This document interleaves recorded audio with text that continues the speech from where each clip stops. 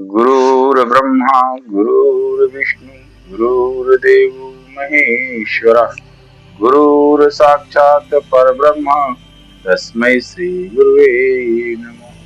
ओम श्री सद्गुरुदेव भगवान की जय। मित्रों, काफी समय से कोई नया विषय और कोई वीडियो नहीं बना पा रहा था। मैं आज वीडियो बना रहा हूँ। गुरु भगवान पालघर आए हुए हैं।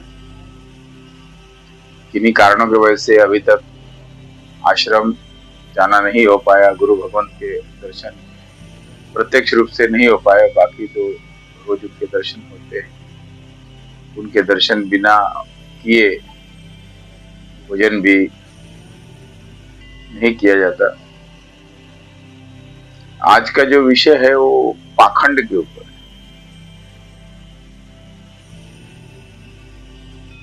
पाखंड इस तरह से अपनी जड़ें जमा चुका है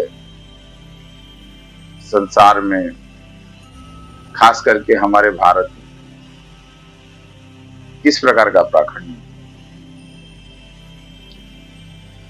जो आप हो वो आप दिखना नहीं चाहते, और जो आप नहीं हो वही लोगों को दिखा रहे हो। इससे बड़ा पाखंड कुछ हो ही नहीं सकता। लोगों ने दो दो मुखौटे लगा रखे। बाहर से पूर्ण आध्यात्मिक और अंदर से छल कपट बेईमानी झूठ सब भरा पड़ा है। यही पाखंड है। आप जैसे हो, झूठे हो, बेईमान हो, कपटी हो, छली हो, जैसे भी हो, आप वैसे ही दिखो। वो भी एक प्रकार की ईमानदारी है कि आप जो हो वही दिख रहे हो। और आप हो तो बेईमान, हो तो झूठे, लेकिन जबरदस्ती दिखाना चाहते हो कि आप बहुत बड़े आध्यात्मिक हो, बहुत संस्कारी हो, बहुत ज्ञानी हो। ये सही नहीं है। ये बेईमानी है, धोखा है। संसारियों को तो एक बार माफी भी मिल जाएगी, लेकिन जो साधु का स्वांग करते हैं, मैं ओरिजिनल साधु की बात नहीं कर रहा हूं, जो साधु का स्वांग करते हैं, वेश बनाया है साधु का और ठगी करते हैं। तो रावण ने भी एक बार साधु का स्वांग किया था। क्या हुआ? पूरा खानदान समाप्त हो गया। पूरी सोने की लंका जल के भस्म। वो जैसा था वैसा उसने दिखने की और दिखाने की कोशिश नहीं की। उसने साधु भेष बना के छला।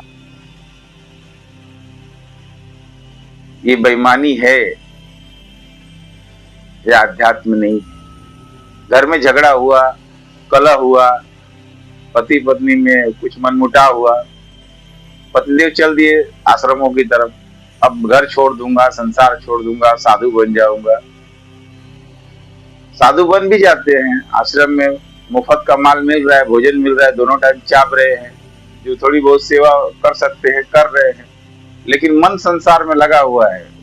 4 दिन में गुस्सा शांत हुआ, वही पत्नी, वही बच्चे, और माया तो मन में चली रही है। अब अहंकार वजह से घर तो लौट के नहीं आना है उनको कि लोग क्या कहेंगे, लेकिन वो आश्रमों में भी रह के वहां भी माया बटोरने का ही काम कर रहे हैं। क्योंकि स्वभाव और जिस प्रकार के संस्कार बचपन से आरोपित है अंदर, वो जाएंगे थोड़ी। वहां भी कितना लैंड कब्जा लिया जाए, कितनी जमीन, कितनी प्रॉपर्टी, कितनी संपत्ति बना ली जाए, कितना बड़ा नाम हो जाए, लोग पांव भी पड़े ना पैसे भी दें। ऐसा हिसाब किताब के जो साधु हैं, इनसे दूर रहिए। साधु परमात्मा बनाते हैं। साधु के गुण बचपन से ही, वो बोलते हैं ना, पूत के पांव पालने में ही दिख जाते हैं।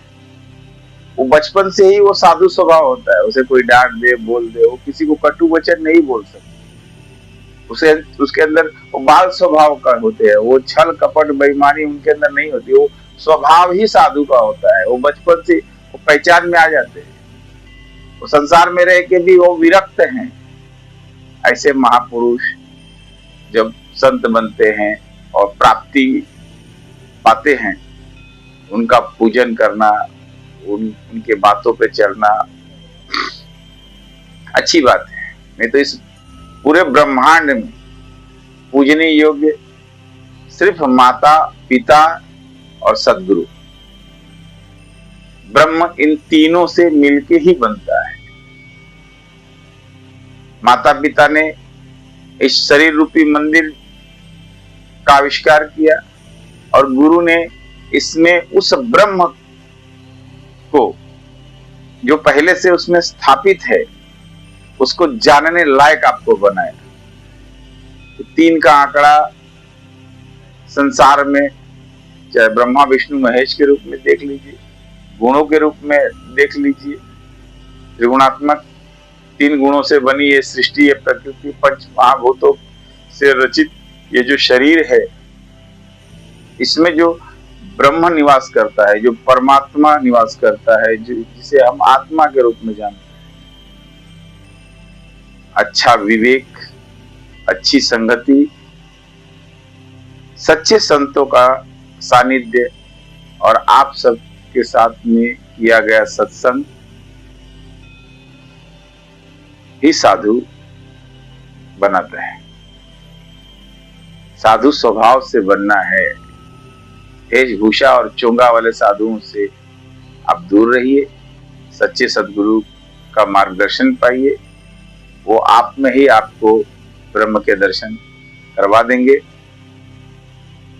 कहीं बाहर जाने की, कहीं बाहर भटकने की जरूरत नहीं। ये सर जो है ये आपका मान है। ये सच्चे सद्गुरु, सच्चे ब्रह्म, सच्चे परमात्मा के चरणों में झुके और माता पिता के चरणों में झुके, आप जैसे संतों के और संतों के श्री चरणों में वास करने वाले भक्तों के चरणों में झुके। बस इसी के साथ मैं आज अपने वाणी को विराम देता हूँ। स्वास्थ्य सही नहीं है।